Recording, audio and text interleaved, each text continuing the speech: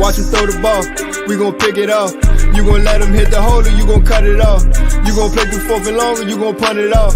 Your defenders, heavy hitters, put your pads in. Don't be looking for the ref to throw no flags in. Keep the helmet on, keep the cleats tight. You the type to want to win by any means, right? You should look alive. This is Trap or Dive.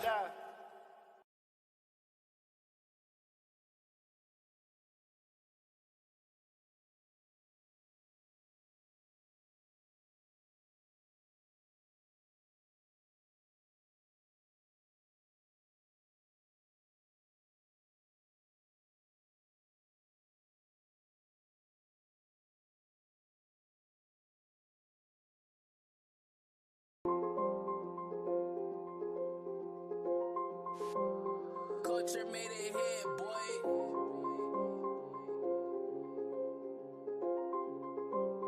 Hey, run that shit up, Chase.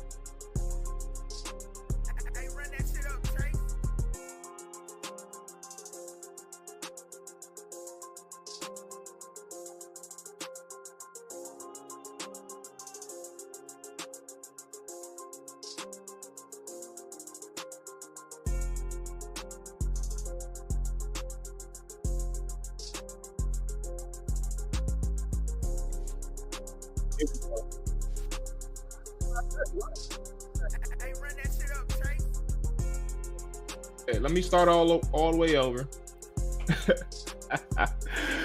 I was talking this whole time. I guess my settings changed in StreamYard. Is it good now? We straight? Let me make sure before I keep. Yeah, I'm about to say, yeah, my settings changed in StreamYard. That's all that was, man. Let me go ahead and start this whole thing over. I'm glad you didn't hear the discussion. I was talking when I started this thing. But let's get the administrative items out of the way, man. Hit that like button, hit that subscribe button. 8 away from 1K, man. We almost did. Shout out to all the morning trappers that's in here on this Good Friday. Happy holiday if you do got the day off.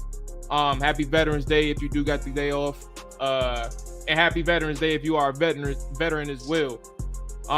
We definitely appreciate you all those good things, man. But yeah, I was over here. Boy, I was rapping my ass off. I was rapping my ass off, man. But yeah, good morning to all the morning trappers. This show, as always, boom, link right there. Link right there for anybody and everybody that wants to join the show this morning. Obviously, if you all tuned into the podcast yesterday with me and Dre, and obviously Chris checked in as well. We didn't talk too much about the game. Like we talked about it for like 5 minutes. So this morning, no, I do not freestyle. I do not freestyle. I ain't got that capacity, dog. I used to write raps when I was younger, like everybody did, right? Sometimes they was cool, sometimes they was stupid, but it was never one where you sat there and like, hey, you got talent. I never had that one where there was like, hey, Mo, you need to stick with this. I ain't never had that type of stuff though. But yeah, I ain't in no freestyles, man. This beat is all for the ambiance. But yeah, we ain't talked too much about the game yesterday, man. So obviously it's a tall task going up against Philadelphia Monday night, right? And like I come across people daily, and specifically this week, where, matter of fact, I'll start off with one conversation in particular. Hey, run that shit up, Chase. So it was a person who responded to a tweet. I don't even remember what I said. But the person responded, hey, Philly can be beat. We beat the Steelers when they were 11-0. Ain't shit different from them to Philadelphia. And in my head, I really remember that that Pittsburgh Steelers offense. Like, my thing is, I understand that there's several different aspects to kind of attack that kind of perspective. Like, and when I say attack, I mean like addressing several factors. I think the thing that's on people's side when you talk about Washington's chances against Philadelphia, generally speaking, it is hard to beat a team twice in the NFL. Unless that team that you beat truly sucks that season, it's hard to beat a team twice in the NFL. Like, it's just, and then it's hard to beat a team 3 times. But we ain't even talking about that because, Washington may not make the playoffs. I don't think they're making the playoffs. So to that point, right, it's different from Pittsburgh. Like, you have a better chance because you have a familiar opponent. And if Washington can go up there and get a win against Jalen Hurts and that offense, I think that's really the biggest thing. Obviously, the defense for Philadelphia is solid, right? But I think the thing for Washington, similar to the Minnesota Vikings, is you have to keep up. You have to keep up against that team. And we have said, and we know this, we talk about it all the time, right? This offense for Washington, you can say keep up all you want to. You can say the score is going to be 27-20 all you want to, or 24-21, 27-24, 28-24.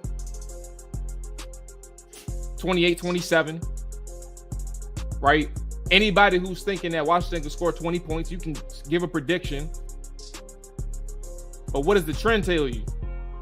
And I think ultimately, again, people are thinking about like how Philadelphia can be beat by Washington. Like, I was in a Twitter space as well, and I sat there for 20 minutes before I pulled out because I was like, hey, bro, I cannot listen to this any further.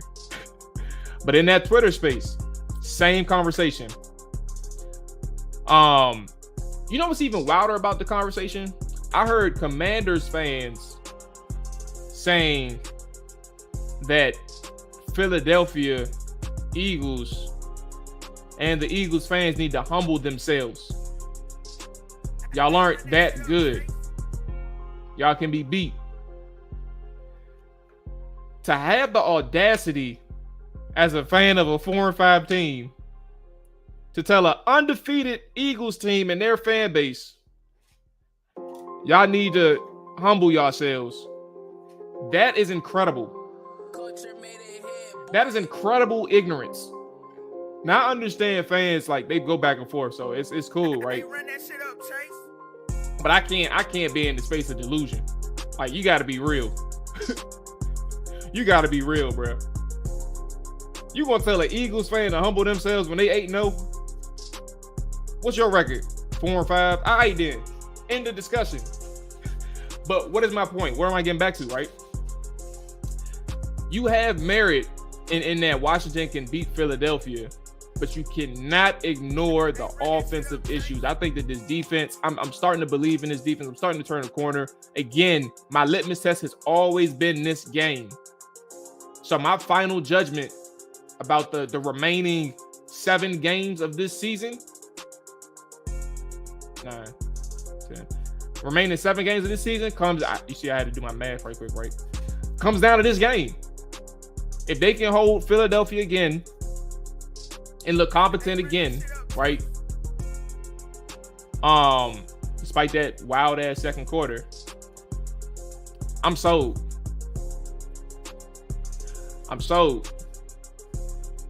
But back again, what is my point? This team, right? The Commanders has to find a way to overcome their deficiencies, because if you cannot put up more than 17 points this week, you are losing. I think Philadelphia will not have an issue getting 17 or 20 points. And therein lies the window for Washington. Like, that is the marker. That is the minimum for them to win this game. Like, I think Washington's defense plays good enough to win. You're holding Philadelphia to 17 or 20 points. Now, if they are problematic, right, against the better offenses in the NFL, then this is a game where you have to score, 24, 26, 27 points to win. I don't know about this. Oh, they sound like delusional callers on the late great Kevin CN show. Hey, yeah, it was bad, bro. It was bad. And then on top of that, they were angry. Like, they were talking shit and they were angry at Philly fans. I'm like, bro, am I hearing this right? Am I hearing this right?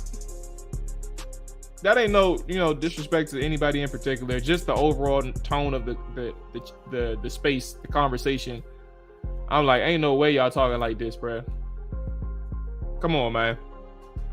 We haven't played the Giants. Yes. Oh, Kevin's. Oh, Lord. I keep saying, you know what's crazy? And when you said KS, right? And you said late great. I was like, Kevin Sheehan is still alive. I said in my head, Kevin Sheehan's still alive, bro. You killing me with this Kevin Samuel stuff, dog. But yeah. RIP to Kevin Samuel. They got to figure out this old line. It won't be struggling to beat badly. 9 sacks that first game. And for all of the talk, right, about how Carson Wentz was a person who contributed to a good portion of those sacks, right? Which is true. We're not denying that right now. But for all that conversation about how he contributed to all those sacks, I think the bigger conversation, like, you got to look into is there ain't going to be much difference between him and Taylor Heineke. And what do I mean by that? Hey, Jay, everybody in the chat. Washington last year, when healthy, right, was they were a top 10 offensive line, no doubt about it, right? That is they were a solid offensive line, right? So for all of the people who are criticizing Carson Wentz, and you should be, because he takes some bad sacks, right? And sometimes he doesn't use his legs as often as he should, or he just lacks the mobility that we thought he had. So there is no absolving Carson Wentz, right? But listen to this. When healthy, they were top 10 offensive line last year, right? But after that Raiders game, the Raiders game last year, after you won your 4th straight, you played Dallas and Philadelphia both in a 4-week span. Home versus Dallas, at Philly, at Dallas, home versus Philly. You lose all 4 of those games, right? And what is my point of bringing these up? The offensive line got injured, or the offensive line missed time due to COVID. Sadiq Charles played, right? So he's not unfamiliar name. He was in there. He was in the mix. So he got into action. I think Cornelius Lucas played a little bit, but I know Sam Cosmi definitely played. I think you still have Eric Flowers, but you went up against Dallas and Philly's defensive fronts, and you got mollywopped. It is the same situation, and Taylor Heineke is your starter. The only time he missed was the road game against Philly where Gary Gilbert played, right? Outside of that, you had a mediocre offensive line. You had a mediocre quarterback. You averaged 15 points per game in that time span. In those 4 weeks, you averaged 15 points per game, 257 yards per game, and you gave up 3 sacks per game in a season where you claimed that you had a top 10 offensive line, a top 5 offensive line, Ron Rivera. And I'm not saying claim as in he didn't have it. He did. But I'm bringing it up because you're going up against Philadelphia right now in a must-win situation for you to stay within that playoff race, right? All of that is important. So my whole point of bringing that up, to Jay's point, they got to figure out the offensive line or what's struggling to beat anybody. That 4-week span that they played Philly and Dallas twice in a season that their offensive line was decent, if you ain't controlling the line of scrimmage, or if you're not being able to win majority of your matchups, you're gonna struggle. And you lose 27-20 in a game that you was really getting dominated, right, against the Dallas Cowboys. Then you lose by 10, 27-17, and then you lose 56-14 against the Dallas Cowboys, right? And then 20-16 against the Philadelphia Eagles. Obviously, you had a lead for a good portion of that game, but you lose 20-16 against the Philadelphia Eagles. But your offense still struggles. So all of this stuff is important, man. You have to establish that line. To Jay's point, if you're not able to control the line of scrimmage, you do not have a chance of winning, right?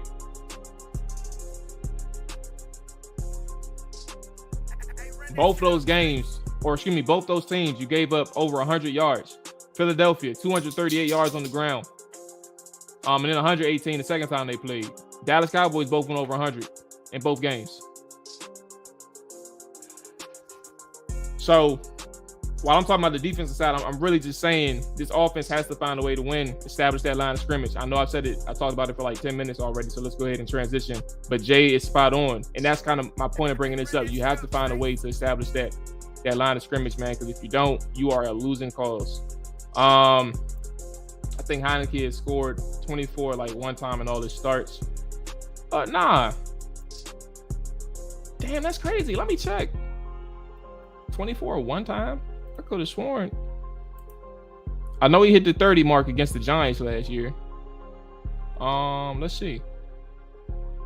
Let's do career. And let's do. Okay, here we go. Yeah, nah, he hit 30 twice. Atlanta, New York.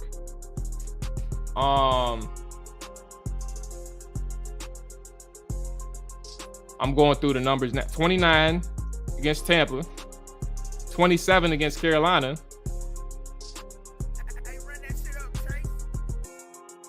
and that's it. So four games, right? New York, Atlanta, Tampa, and Carolina. That was all last year. Yeah. Rich, what's going on? Good morning. Good morning to everybody that's checking in. Good morning to all the morning trappers. Make sure you hit that like button. Make sure you hit that subscribe button. We definitely appreciate that thing if you just checking in. By the way, if you are on Twitter, man, and you are just checking in as well, or you're watching live right now, you want to be a part of the show, you can always migrate over to the YouTube side. I cannot see any comments on Twitch or Periscope. On Twitter or Periscope. So you can definitely come through, check in. This is an open show. You can talk anything Commanders related. The links are in the chat on Twitch and on YouTube. Dakota, I need you to relax. All right, we're gonna go outside in a second. What's up, girl? Okay, where we at? Yeah, we at 29. Yes, sir. So yeah, all my points, Hawk, I see you. That was what, yeah. Eric Flowers, top 10. So yeah, I just think for all of us, I think that's the most important thing. Like, if you can't, like, for all of the conversations about that offense, that coordinator and that quarterback, right?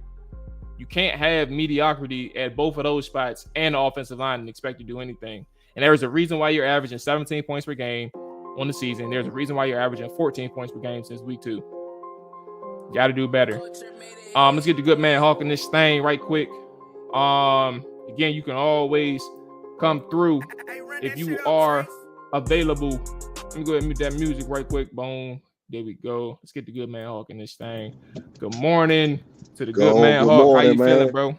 Good morning, man. You know what, man? All is well, man. And hey, Mual, man, I'm on my way to work, but you know, man, it's always good because the Trap or Die Morning Show is on the airwaves, man.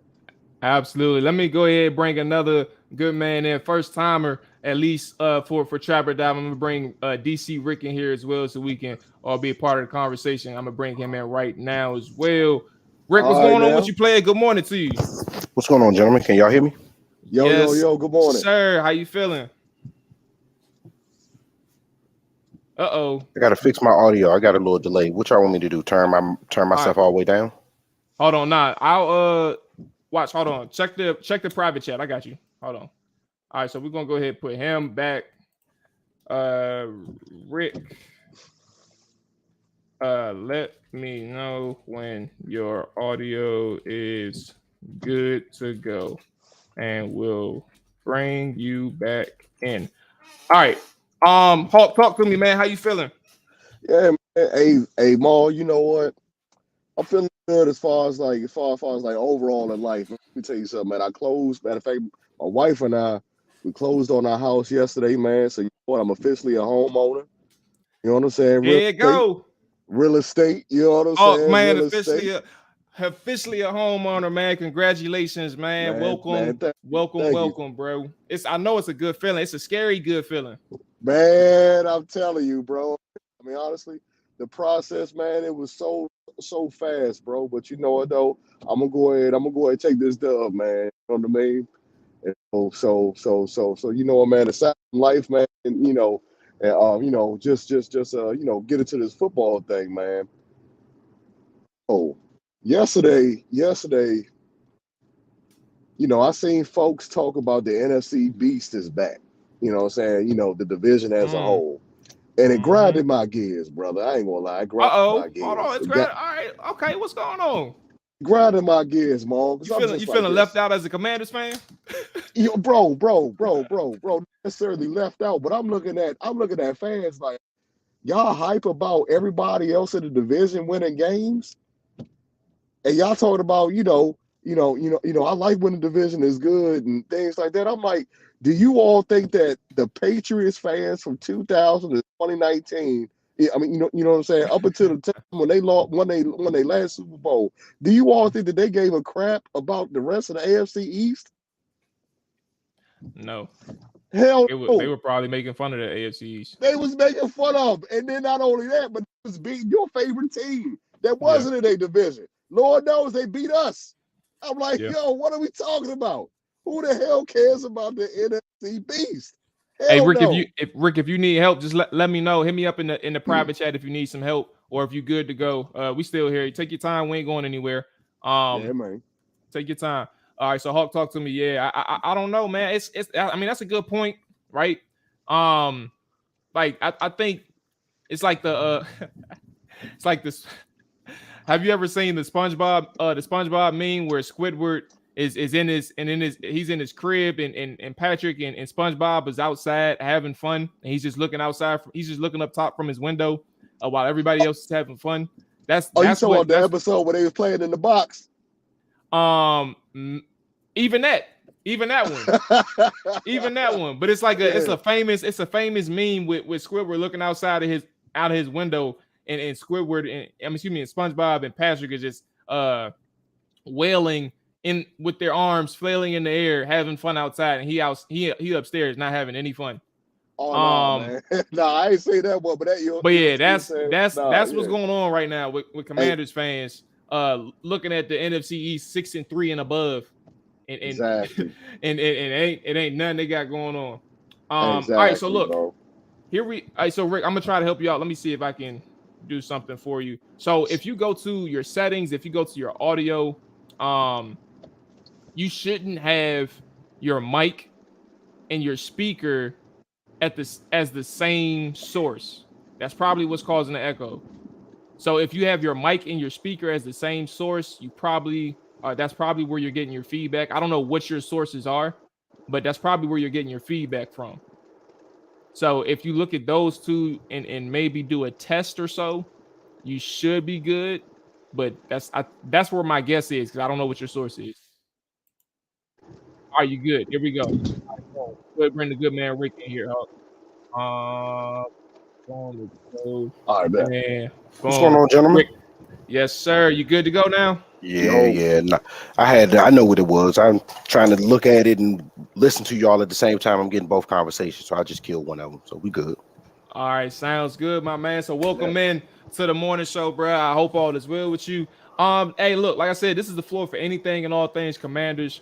I give you the floor now. We were just, I mean, you was listening, so you already know, but just more so the NFC Beast thing. But again, if you want to hop in on that, you can. If you want to change the conversation to anything and everything, Commanders on another side, the floor is yours as well. But what's on your mind this morning? Man, I appreciate you for having me on, bro. Most of the Absolutely. times when I'm listening to y'all, I'm already at work, and it's 5:30 over here for me, bro. So 5:30. Oh, it's you on the where you yeah. at? I told you I'm in Arizona. Oh, Arizona. Yeah, I'm in Phoenix. And Out here. you from Northeast too. Yeah. Absolutely. Okay. All right. I just didn't. All right. Kind of sounds good, man. Dang, that's crazy. So what happened? How you end up in Arizona? Man, job opportunities. Just I hear that, bro. I on top of that, the city was getting out of control and had a youngin coming, so I wanted to do something else. Look. I commend it. That's a brave move too. Like you said, opportunity. That's one thing, and then just understanding that you moving from East Coast to Arizona. And I don't Yeah. think there's nothing. I have one friend in particular I went to high school with. He moved to Arizona. He said he loved it. So I don't have no negative things to say about Arizona, but I know just probably going to that area, you're like, fingers crossed. I hope things work out here. Yeah, see, when I came out here, the cost of living was a lot cheaper, so it was easy to do whatever you wanted out here. So, but it's the times is catching up. Everybody even found out about Arizona, so everybody coming out. Damn, there you go. What part of you, if you don't Oh, mind? we're in Phoenix. I'm right down the street. Phoenix? Okay, all right. Not Chris too far Paul from in there. Glendale Stadium. Yeah. Okay. Not too far from the stadium. I You ride past been that. to some of them games out there? Yeah, I watch the Cardinals struggle all the time out here, bro. Hey, you know what's crazy? Did you see? Are you a fan of Hard Knocks? Yeah and no, because I think some of the stuff that's going on in between with the team should stay with the team, because I think it shed a good light on what's going on with the team, but I think it kind of, I don't know, some of the stuff should keep in the background, I guess. I get it. Like certain things they shouldn't sound off on. Yeah. In a sense. So a reason why I brought it up, right? Hawk and Rick, you know, the how they had the little in season Hard Knocks. There was a clip of D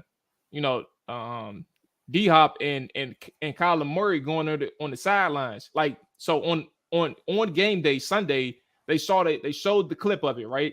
And they showed the scene of them, just arguing back and forth or going back and forth, right? And Kyler Murray was animated and things like that, but you didn't know what he was saying. But in the Hard Knocks, they actually had footage and they had the mic for what was going on. And Kyler D Hop is out there matter of fact, he wasn't even spazzing, he was calm. He was like, "Hey, bro, what you seeing out there, bro? Like, what's going on?" Checking him like, yo, your eyes good? Yeah, no, really, nah, for real. Matter of fact, let me see if I can bring it up. We can look at that jump, because that shit was crazy. He was like, here you go, right here. Let's go ahead and share the screen right quick, bring that to the show. But yeah, this one was crazy. And boom. All right. And matter of fact, hold on, my bad. Give me 2 seconds. And this is the type of stuff that I'm like should be left in the background, because we already seen the I2 defensive tackles swinging on each other on the sideline. We want to see any of that? Here we go. This jump was crazy.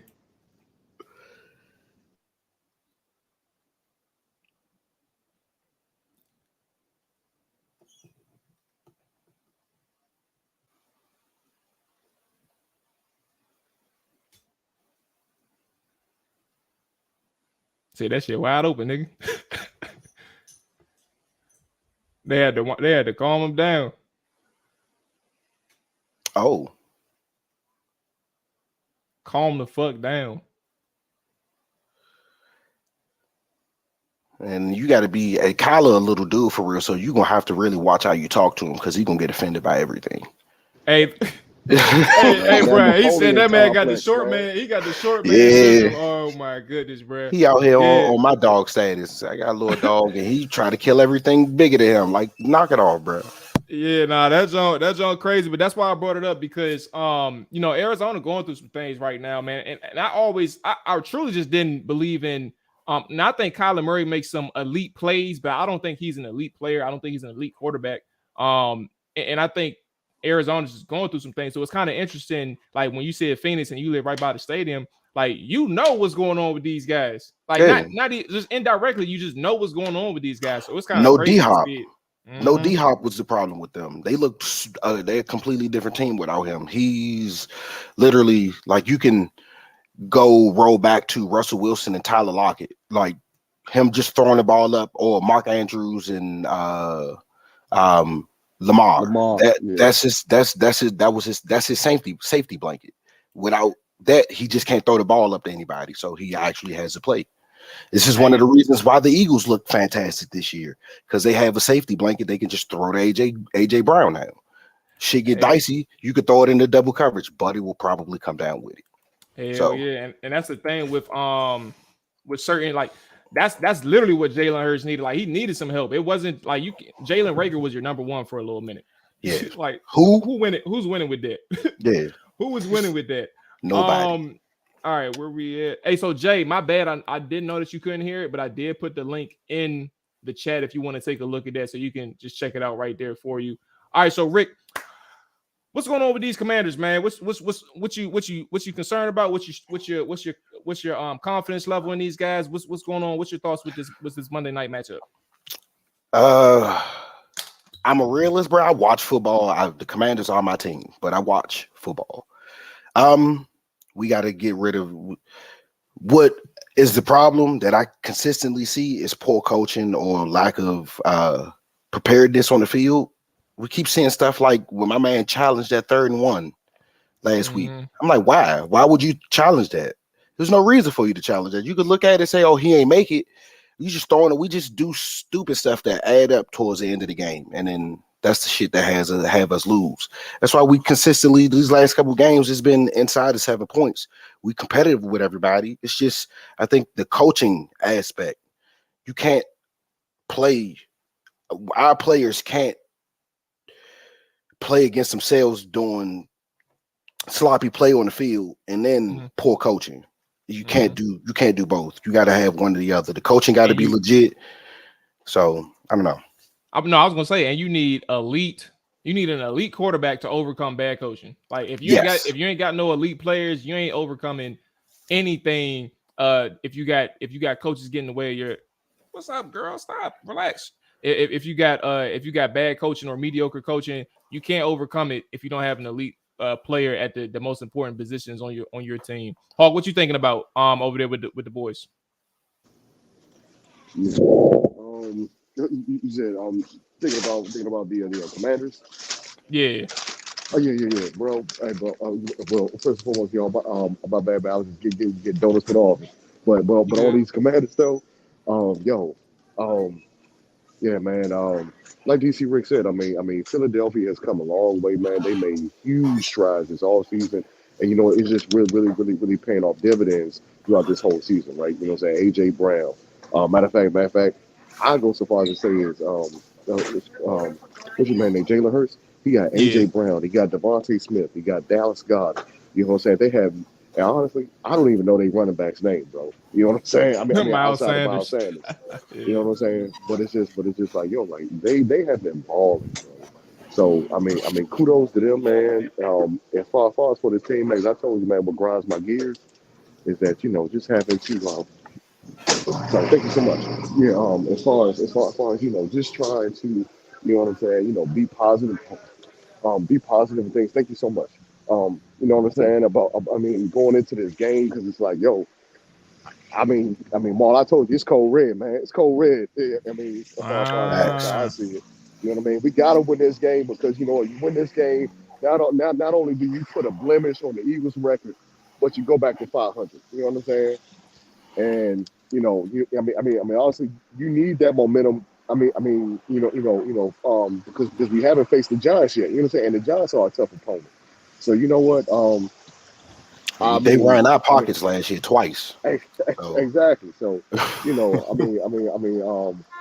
as hurt far as if you like, go into 2023 not beating the Eagles in 2 years.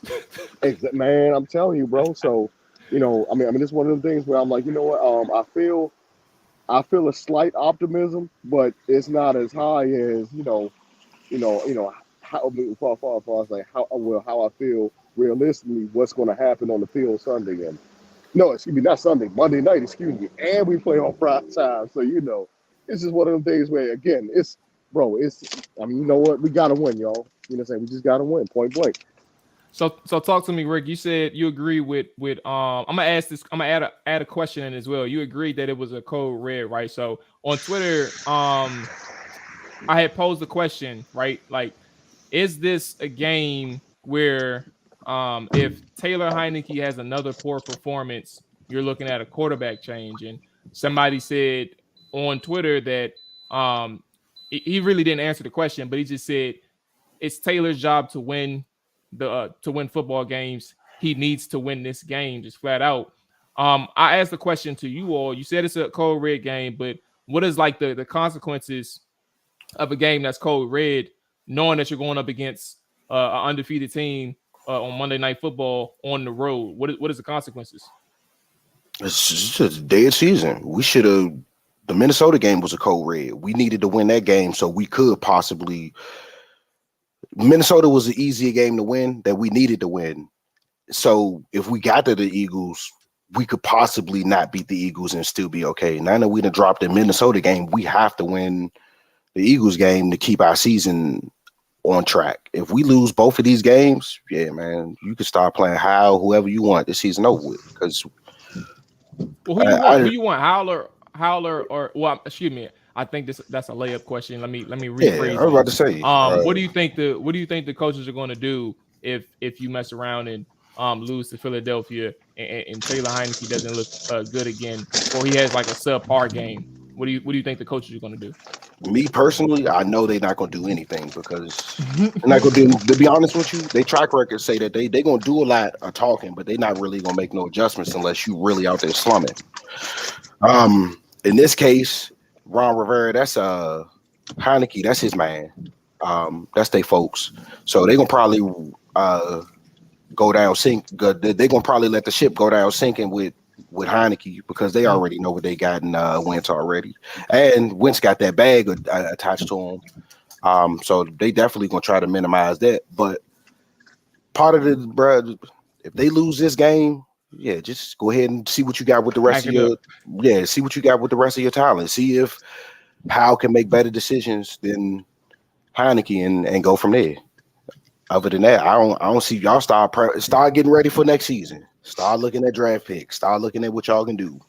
Start doing some advanced scouting. Yeah, basically.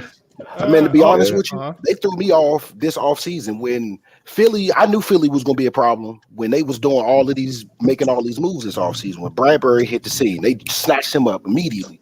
We should have been going after Bradbury because we had trash at cornerbacks. I knew Jackson was going to be trash. Kendall been playing. I don't know what Kendall been doing, but when your best DB is St. Juice. Not saying that he trash, but I'm just saying. Just even to adjust that, when your best DB heading into the season was Kendall Fuller, nobody had. I mean, nobody had like no issues with Benjamin St. Juice, but heading into the season, you're like, hey, it's either Kendall stepping up or William Jackson having a bounce back season, and Benjamin St. Juice. We'll see where that leads us, and he ends up being your best corner. Yeah. Yep. And the most highest paid corner got traded. How about that? Yeah. For pennies. How about that? They gave that man away. They said, bro, you can take him away. Nah, I don't know.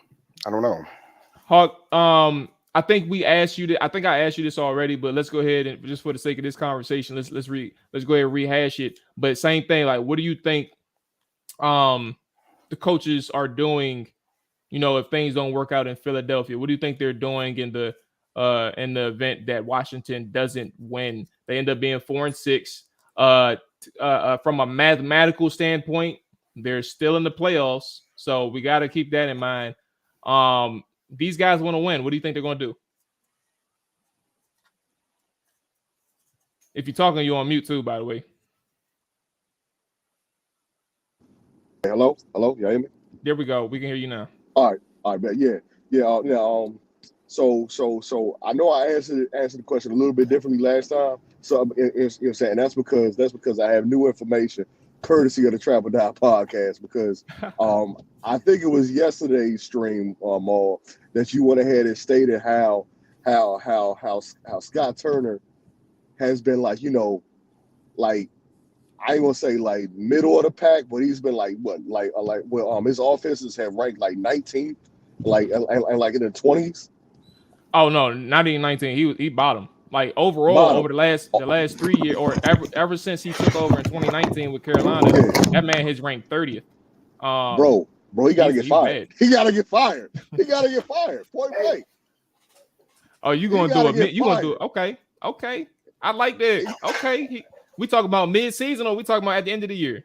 Nah, mid-season, yo. Mid-season. Go ahead. You know what I'm saying? You said make the statement. Make the statement. Who gonna take over though? I'm trying. Like who gonna do that? Is that gonna be a running back coach? I always forget his name and I'm mad. But who's gonna take over? No, Randy Jordan. Yeah, Randy Jordan. I don't know. I keep forgetting his name and I'm mad at myself. But go ahead. They got Juan Castillo. They got Juan Castillo, Kenson Peasy, Jim Hostler. I don't know. Like, it's not a bad thought, right? But like, who the hell gonna take over?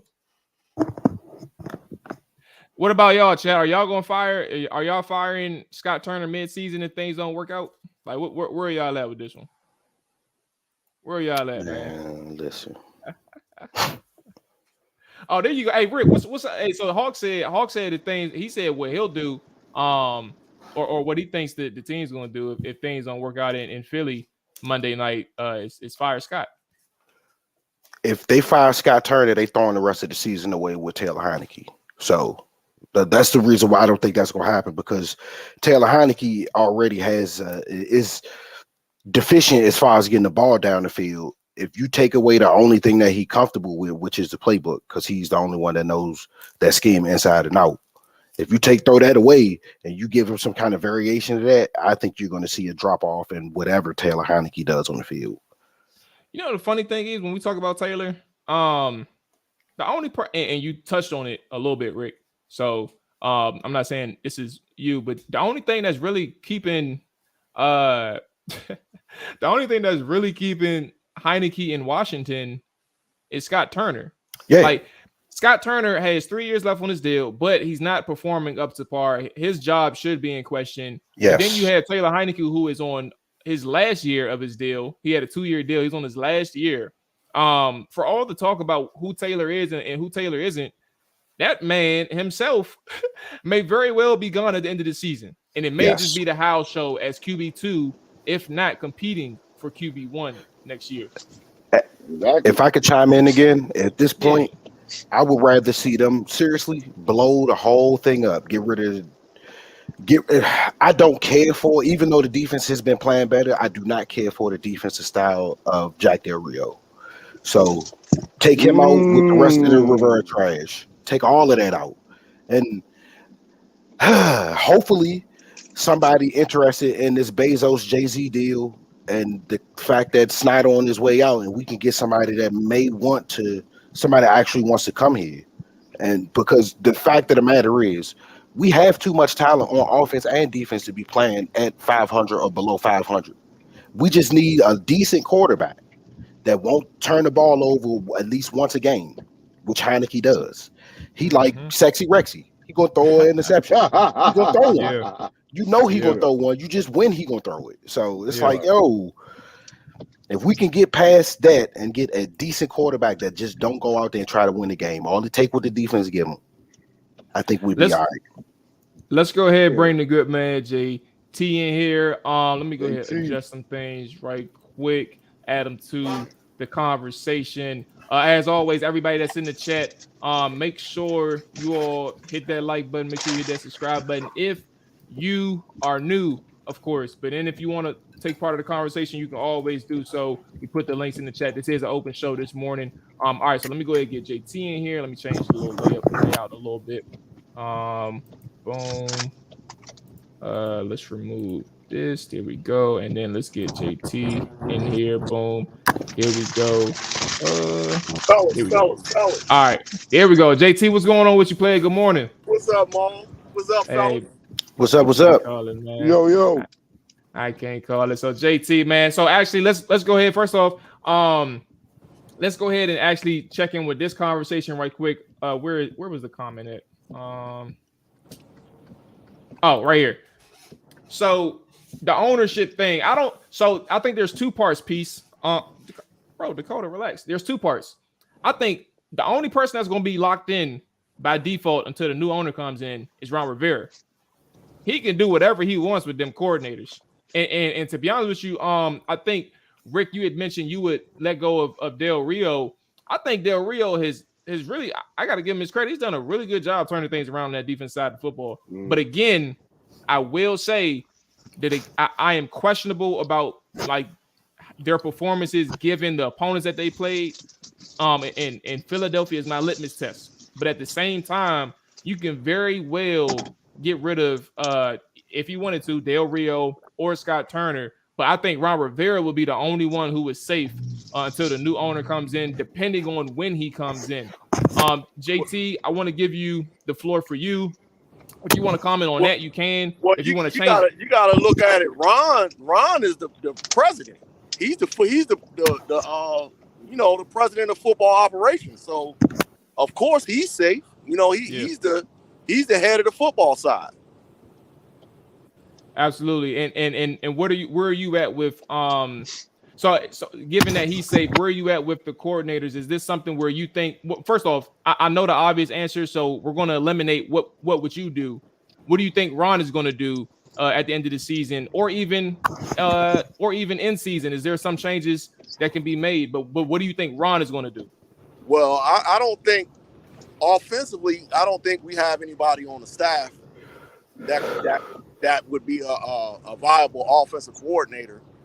Other than maybe Zampese, but I don't think he's been one in all the years that he's been in the NFL. So I doubt that the team thinks that he could be one now. So I think Scott's going to be there for at least the rest of the year.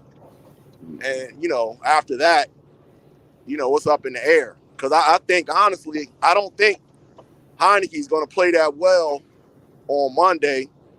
And, I think we're going to go back to Wentz because we're still in it. Even if we lose, we're still in it.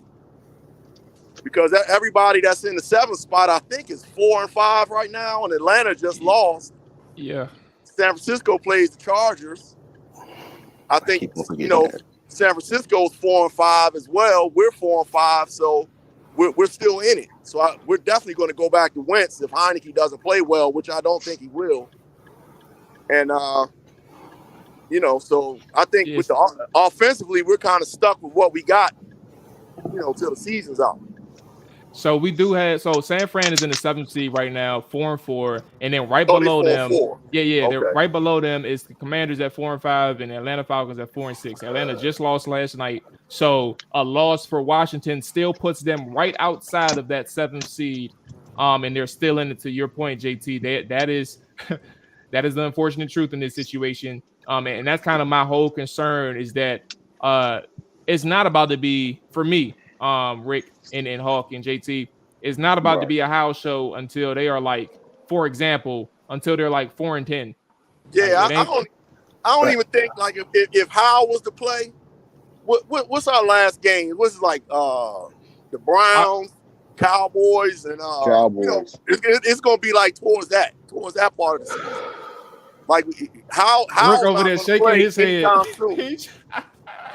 Yeah, I hear what y'all saying, but yo, to be honest with you, what has Ron Rivera actually done? We limped into the playoffs with a losing record once. We ain't even got close to sniffing getting back to the playoffs since. I don't want to limp into the playoffs, bro. Yeah, going into the playoffs does sound good, but I don't want to limp into the playoffs because the rest of the team below average this year. Because that's literally what's going on. The teams that should be dope this year not playing well. The teams we got some shockers out there, and then everybody else just playing mediocre. If we're gonna go to the playoffs, I want to see us actually get into the playoffs on our own steam, not because we got a trash season. We got a trash schedule, and the teams that we playing are trash. And then we get into the playoffs and get annihilated by somebody. That's not what I'm trying to see. Yeah.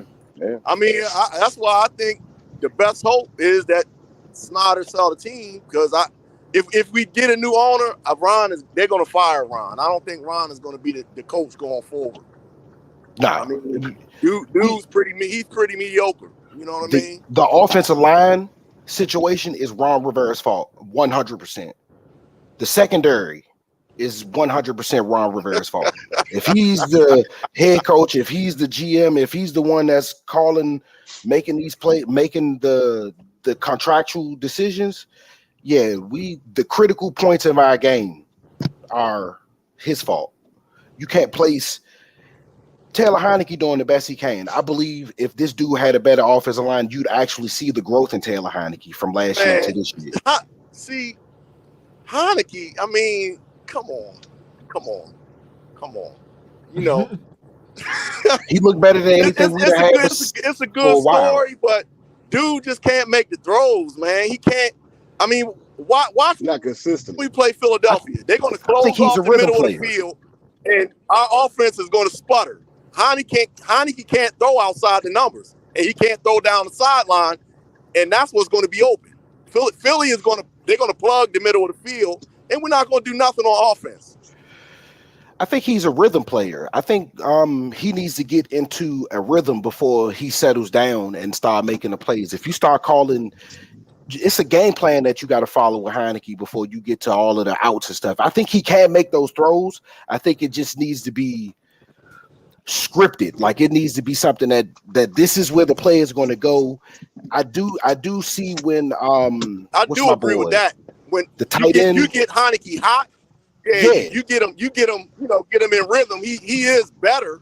I still don't think he's that good, but he's better when he's in rhythm.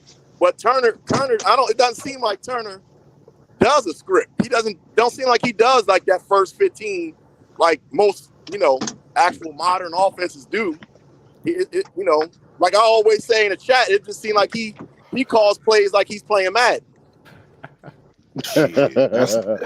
That may explain a lot. Rookie level, Jay. Rookie level. Yeah, that may explain a lot because last week when we needed that 4th and 1 and he called that nonsense, that bubble play. I don't know what I'm like.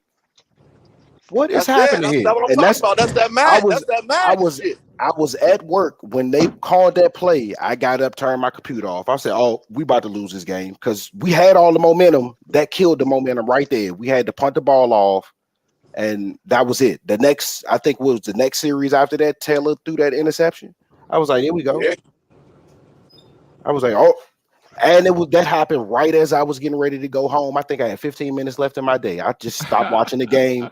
I jumped in my car, and by the time I got to the crib, I just looked down to see what the score was. I was like, oh, we didn't do anything after that. Okay, cool.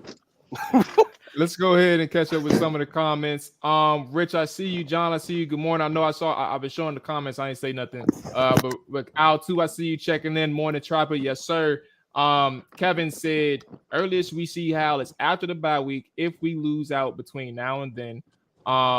Al too said Philly fans confident because it's prime time beating them on. It's funny we just talked about you see that comment level in Philly. We just got he one of those fans that say Philly need to humble themselves.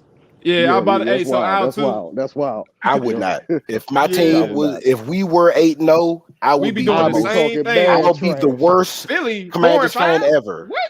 It'd be going crazy right now, so they could do whatever they want, bro. We was just talking about that. Yeah, they undefeated, man. They can talk that talk, bro. And they're top 10 unit on both sides of the ball. You got respect. Yeah, you do whatever they want when you're doing that.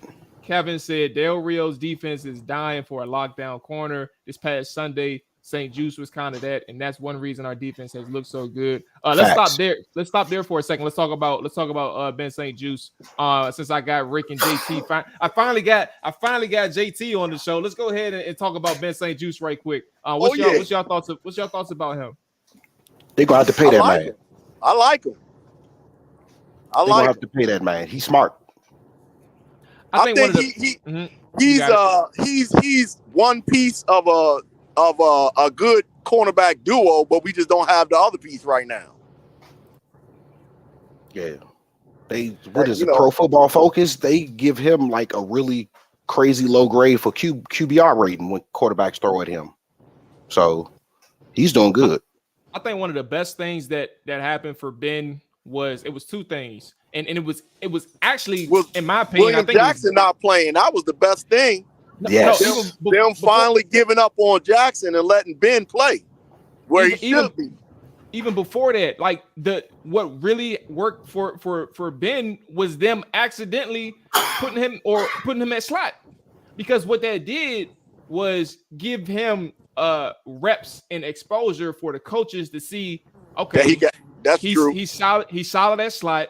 I like what he's doing. Oh, right. William Jackson's hurt. Let me go ahead and put Ben St. Juice on the outside where he really plays well, and let's see how he holds up against AJ Brown. So when you put him on AJ Brown in one of his biggest moments for Ben St. Juice's young career, and you see, he holds his own against AJ Brown. All right, I think he can travel. I think we can move him around against some of the league's best receivers. But I think that's I would do that. Just travel Ben with AJ, but then who's going to cover Devontae? Who's going to cover Watkins and all of that? Because like I said, Kendall Fuller run like me. I'm 47. You know what I mean? That's terrible. They're gonna run by him like he's a orange traffic cone.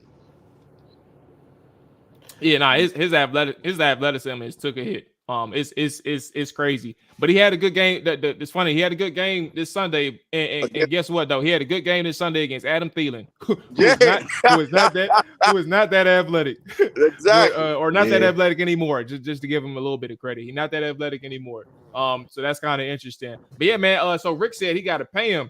We got 2 more years. You ready to put that money out there right now, huh, Rick? No, we already know we gonna have to pay him. If he gonna keep playing like that, go ahead and start getting after next year. If he continues to play, go ahead, don't even play no games, because we have a history not doing that. That's what good teams do. They sign their good young players while they're still young and cheap. They don't wait until their contract is up to sign them like we do, and then we lose them for nothing. Facts. They was talking about that with did y'all see the interview with Jay Gruden not too long ago? And they were talking about how they should have got something for Kirk Cousins. They done wasted all his money on him, and he said that the biggest thing I regret is we didn't get anything for that dude when we could have got something. Was going to give us the number 2 pick for Cousins, and Bruce and Dan said no because just to spite Kyle, they didn't want Kyle to have Kirk. No, bro, this organization be plagued with craziness, bro. So I don't know, but I will say this: I'm not gonna bag on my dude William Jackson that bad, because the fact of the matter is, when he was in the other team he was with, he was a attacky man-to-man player. He was one of them dudes that you put him on the line of scrimmage and he was all over the wide receiver.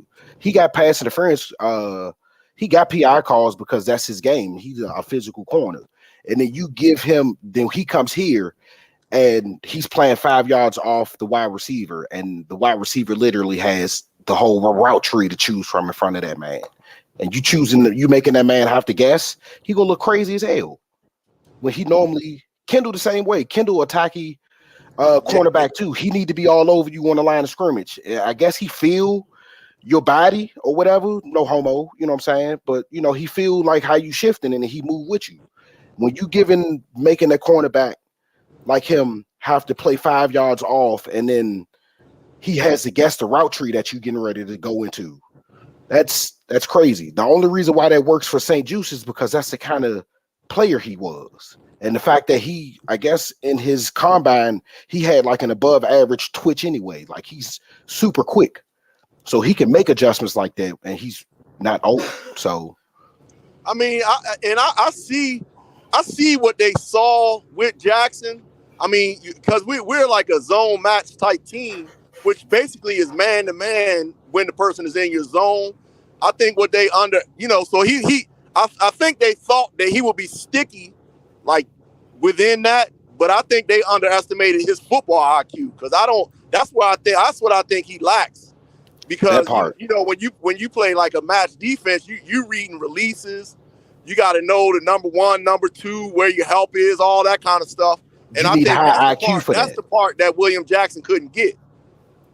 Yeah, the high IQ part. Yeah, that part. Yeah, and communication. I don't think he just ever. Ever understood it. Right. I don't think he ever could get that part down pat. He just wanted to play man coverage. Hey, what's my time? I got to check. Like William Jackson need to be like with the dude up in New York, Wink Martindale, whatever his name is, that just zero blitz all game. You know what I'm saying? That's the kind of shit William Jackson need to do. Where it's just this your guy, cover him. You know, you ain't got to worry about. You know, if he takes an inside release, then you look at number two. You know, you ain't got to worry about none of that. It's just straight man. That's what William Jackson needs to do. You know, I mean, it's kind of crazy that an NFL corner can't play zone, but I mean, you know, I don't. So, KT, let me get your thoughts on the game. I know we talked about just the overall, like a macro perspective, but what's your thoughts on the game? And just what's your reality of what can play out and how? Excuse me. Let me actually. What's the reality of what can play out, but also what will it take for Washington to get the win against Philadelphia? Whew. I mean, I think we saw defensively what we needed to do, what we need to do to beat Philadelphia, and I think you know, Jack has got the D turned up, so I don't really foresee the big splash plays happening this game. So I think defensively it's going to be a slugfest. You know, because I don't think Philly's going to run the ball on us.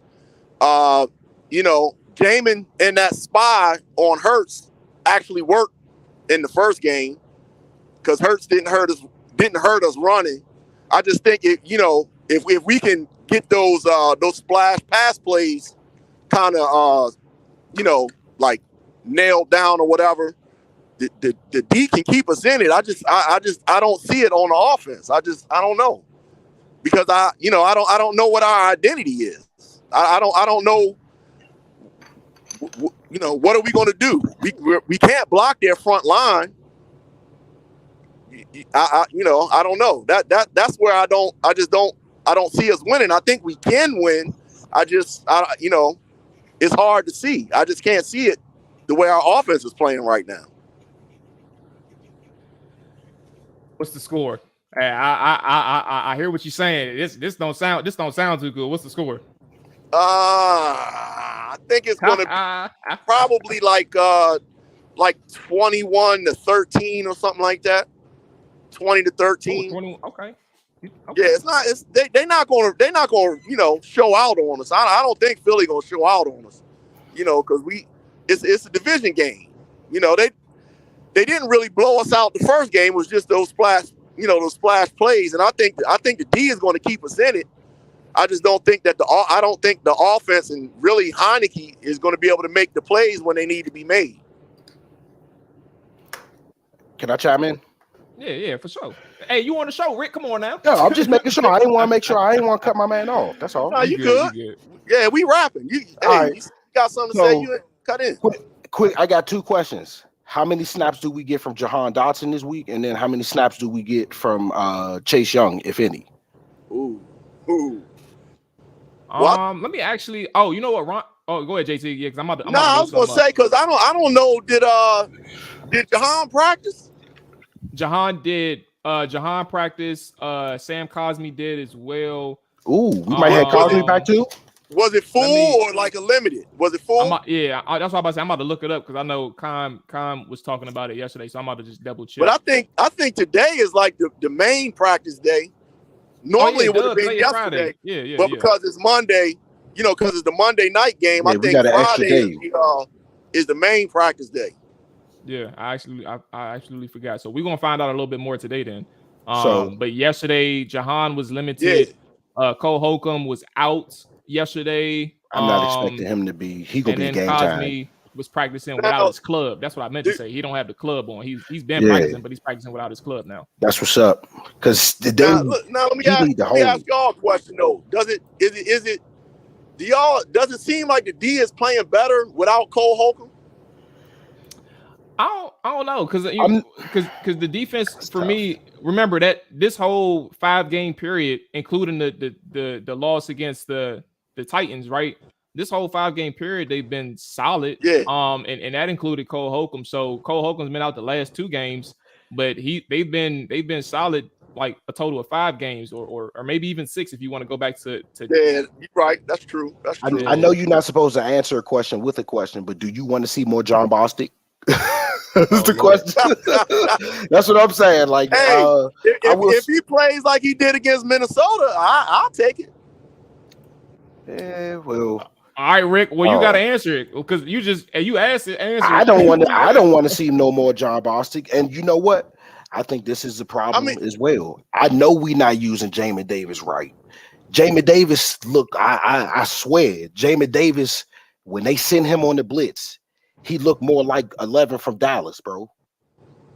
That goal line play, when he jumped through the gap and tackled the running back in the backfield, bro. I'm sitting over here like they need to stop playing with that man. Jamin Davis out here flashing like he a thug. Y'all need to go ahead and let him go and let him be disruptive. Man, they don't even believe in the linebacking core they got. That's why they only play with 2 down linebackers. I think they stuck in the because Jamin can run, that means he can cover. Bro, send that man. Instead of like if we had Micah, he'd be playing middle linebacker trying to cover tight ends instead of doing what he's doing at Dallas, which is what we should be doing with Jamin. Bro, like you what said, that tell you about our defensive coordinator? That's what he should be doing is blitzing, fine quarterbacks and stuff like that. He need to be destroying shit. I think Jamin's like a downhill, like he's an aggressive. Yeah, he's definitely a downhill type player. Because like there's a lot of times where you just see him like all he wants to do is just read and go. It's not like he don't want to be in space. Like, and there's been some times where actually in coverage, to give him his credit, right? He's actually improved.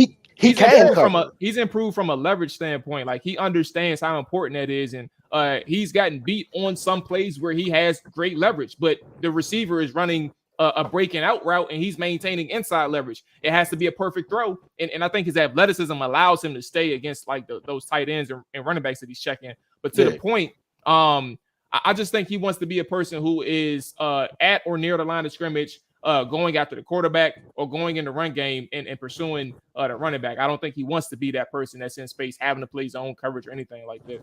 Nah, that's my opinion. Especially with the athletic gifts he has. Yeah. Dude, first step probably crazier than a lot of offensive linemen. So you're gonna need somebody with athletic ability like Trent Williams to stay in front of dude. And I don't think most offensive linemen not built like that. So if he can, when they send him, he get there. But they don't send him that often. I think with the problem with it is though, I mean you already got the down 4, right? So now you add Jamin to it. What kind of defenses can you play? It limits the defense if you always know it's going to be 5 men rushing. You know what I mean? Like who are you going to take off the field? Allen, Payne, Sweat, Chase when he come back? Like how would that work? What are we going to do with it? You just got to get better at. We would have to get better at defenses that covered that kind of shit. When you sending 5 people. That's literally. I mean, I kind of agree. I would rather us be more aggressive than we are. Honestly, yeah, that's who we need to be on defense. We need to, if we go use B-Rob the way that they talking about, they wanted to use him in the offseason. We need to be aggressive like that on the offense as well. That's the problem. We haven't set a tone for ourselves. So I don't think we even know. I don't even think they know what they want to do with the team. You got seriously, you got 3 running backs that can bust up games. We barely use JD. and even and to that point, even Jonathan Williams, I think is decent.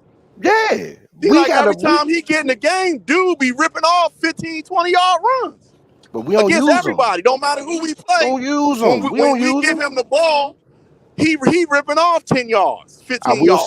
I will say, I think you are going to see one person, because I've been seeing them trying to infiltrate them into the offense a lot more. My man, Amani Rogers, that tight end. But we didn't need that because we don't have a tight end that can hold the hash. We don't got anybody that can get up the field and actually make a play on the ball. Yeah, I think the issue with Armani. Yep. Go ahead. No, go ahead.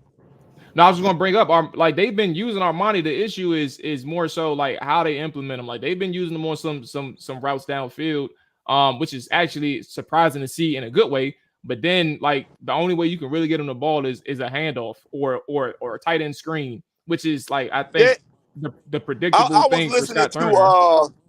I think it was on it might have been Al Galdi's podcast. They were talking about no, it was Ben Standick. He was interviewing Jay Gruden, and they were talking about our offense is the 11th ranked offense as far as tight end routes, but it's like the 30th ranked offense as in regards to tight end targets. So I don't know what it is, but we don't, for some reason, we're not throwing to the tight ends, even though we're a top 15 offense in tight ends running routes. So I don't know if they're not getting open, or maybe with Heineke he can't see the middle of the field. I don't know. Well, I'll tell you one thing, Logan.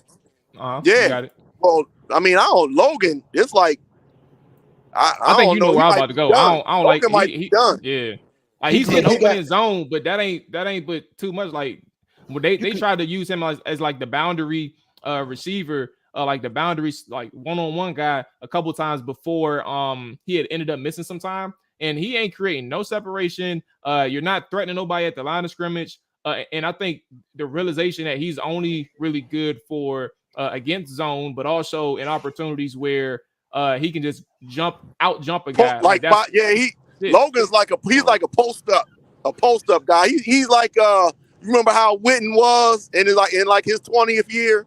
That's Logan at this point. Like just run 5 yards and turn around and block the DB out or the linebacker out. Because he can't run anymore. I mean that knee injury definitely took it from him. Whatever he had, it wasn't all that much, and then he got that knee injury last year, and it took whatever he had, bro. So either he not 100% healed and he not running well, or he just ain't got it no more. And he never really was a good route runner, anyways. To me, he seemed kind of like a long strider. He don't get in and out of breaks real well. So because I think that's what's missing in our offense is like we don't have anything to control the middle of the field. Chris Cooley, we don't have that no more.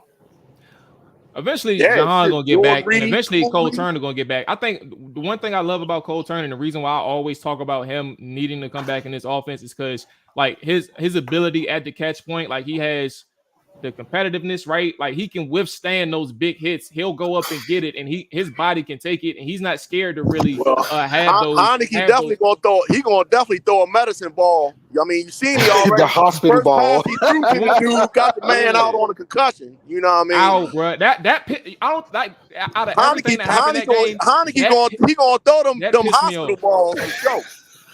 That pissed me off. I'm like, bro, come on, man. Like Cole ain't doing nothing but trying to stay on the field, and you just dude was wide open too, and he threw the good medicine ball. I said, damn, look at this bullshit. Say this man owe me some money. Get him out of here. Oh my goodness, bro.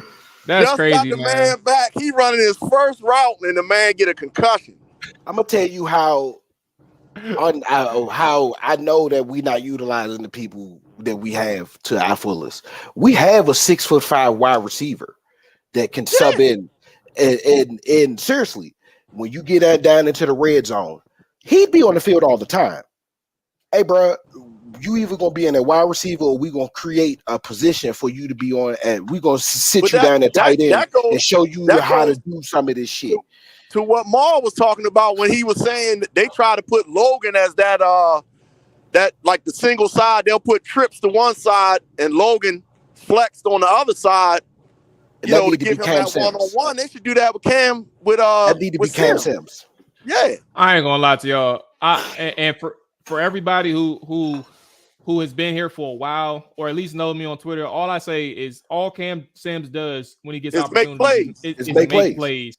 That's all he does when he makes plays. But I think what really hurts Cam Sims is his ability in the route phase. I don't think he's that good of a route runner. I also think that he struggles with like the change of direction in certain routes. And I think that's what really hinders him from having the opportunities in those type of situations. So like if you throw to him, you can do the one-on-ones, right? And that's perfectly fine, because if he has a step or if he has like a leverage where like you can just get him a good ball, he's gonna make a play. But I think in terms of like doing it more consistently or doing it more than what they're doing now, I think that ultimately is like, it can't be your go-to plan, if that makes sense. Yeah, I don't think it would be the go-to, but to me, it seems like Cam, he matches what we have in Heineke. Heineke is a street ball. You know, he's a street baller. He's not a hit my drop and throw the ball with anticipation. That's not what Heineke does. He's a hit my drop, pat the ball, duck a rusher. And see what's happening. Make a play. I get that they don't think Cam is maybe he's not going to be where he's supposed to be in the timing of the play. But our offense doesn't ever work in the timing of the play. Like anytime that our offense we make a play is typically not in the timing of the play. It's always off street ball type stuff. Where are we at? Altu said, when was the last time we were? Oh yeah, like it's been a minute. Like I tell people all the time, this ain't a criticism. I'm not about to criticize AG this morning, but when people talk about like the explosiveness, like the longest run he's ever had in the NFL was 40 yards. Like we don't have those big runs. We don't break all big runs. Out to your point. So this is a little. I think he getting there. I think AG getting there because he was about to bust off one, and Buddy shoestringed him. If he hadn't got shoestring tackle, he'd have been gone. He getting there. That's the problem. He gets shoestringed all the time. That's the problem. You got to get them legs up. I think he need them Jones. I think he getting there because you got to realize he was a wide receiver that did run the ball a little bit, and then we brought him in and was like, "Yo, you gonna run the ball all the time." And then you realize that, at least from a carrying aspect, he's not durable enough for you to give him the ball 30 times and him hold on to it the entire time because he get tired. So they try to mix in B-Rob with him, and they not even using him enough now. You got 1,000-yard back that he probably won't bust 700 yards this year. But I think the way that they use the backs now, like everybody want to start Gibson. But to me, I think the way that they're using him is perfect because as a starter, like when we had that 4-game winning streak last year, man, we ran the dog shit out of him, and he wasn't he wasn't no good for like that after that stretch until the Giants game because he gets nicked up. So I think even though it would seem like if we give him more touches, he's going to make more plays. I think keeping him around, like the 15 touches a game is good. It's going to preserve him, and he'll be explosive, the whole season. I would be as far as B-Rob, he don't look like the same running back as he did in the preseason. No. I don't know what it is. All of a sudden, he's pity patting. That man got shot. He got shot twice. I get it. It's probably just going to take some time for him to really adjust it because we all know like there's basic concepts that's probably easy to him in preseason. So it's probably just going to take him some time. Two things to Rick's point: fully recover from a mental standpoint. Like, hey, I could do this. But then secondly, understand like the nuance of defensive schemes and how they're playing you. and things like that. So maybe that's what he's trying to overcome. I don't know. All the way back, why don't we give Williams some carry? Why JD ain't playing? Well, JD hurt. JD's hurt. But to Rick's point, because I had that same thought before he got injured. He's not getting a lot of touches. Like even his last game before he got hurt, he had 3 touches. Like he had 3 touches, bro, in a game that he played basically the whole time. Or no, he played 20% of the snaps. That was the issue. He played like 20% of the snaps, and he had like 3 touches. They paid that man to come back for what he's done this year. They paid him. That's a problem. Right now he's dealing with a neck issue, so I don't even know what the status is. I wouldn't rush him out. But to that point, that's my biggest gripe is that like if you had Antonio Gibson and your plan was to, when you got Brian Robinson, was to allow Antonio Gibson to do a little bit more in this offense. I don't really understand the intent of trying to bring. And then J.D. McKissic was signed before the draft, so that's one thing as well. So you can't really predict how that thing plays out. But even still, I think J.D. While he's being nice, like I talked to him about a couple weeks ago, and he said, like he's like in his business, like he's just a loyal individual. He's grateful for the opportunity here, so it was easy for him to come back at the time. But I think if he had to really think about it, like on a second chance, a second opportunity thing, he'd be like, hey, he'd be in Buffalo. Say thank you for what you did for us, or thank you for what you did for me. I appreciate you giving me this opportunity. I'm going to take my ass to Buffalo. Yeah, I'm going to Buffalo because they're going to utilize you there, and you're going to be with an organization that know what they're doing. They getting close to winning something. You got a boss up there at quarterback. You be good, bro. But you come back to this dysfunction, and then they ain't even using you. But they still pay you a bag, so I don't know. If we He's still winning. The ball, what role does JD play? What role does he have if we try to, get AG touches and receptions? All right, can I say, because I chimed on this last time we was on here about them coming out with more multi-back sets and then just kind of moving them around to see what kind of defenses you dealing with. JD and AG can be difference makers from the backfield and just an emotion aspect and being able to, because both of them could catch like a wide receiver.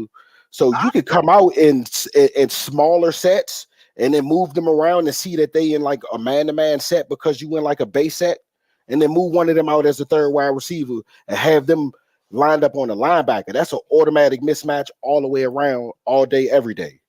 So I don't know, but a safety or linebacker on either one of them, unless they Minka Fitzpatrick or somebody top tier, you're gonna get yardage out of that every time.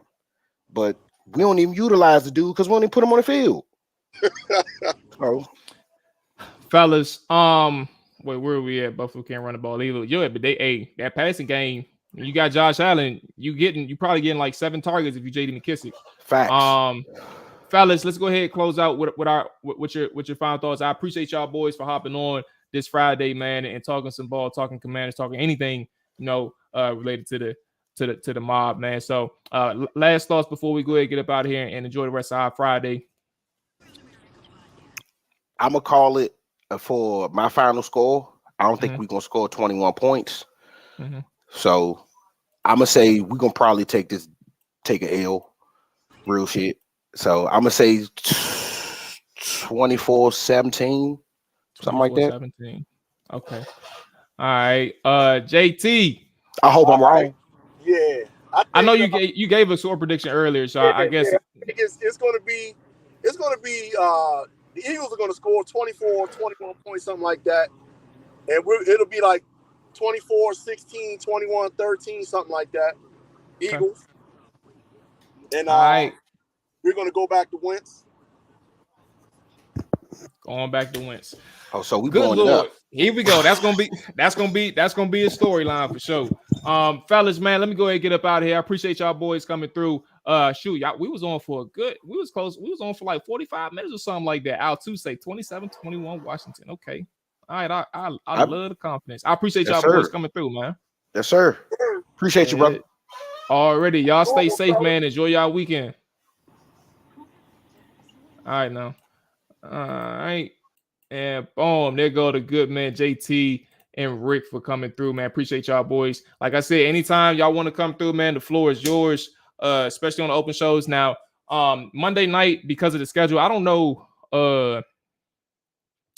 exactly how we're gonna play this yet. I'm gonna talk to the guys in terms of the post game show. Since we do Tuesdays, we may either do the Monday night and then come back on Thursday, or we may just not do anything Monday night and just come back Tuesday. So we'll figure that part out when we get there.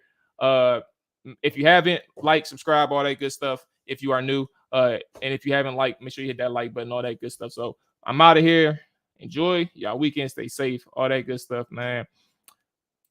Peace. Where is? Here we go. Here we go.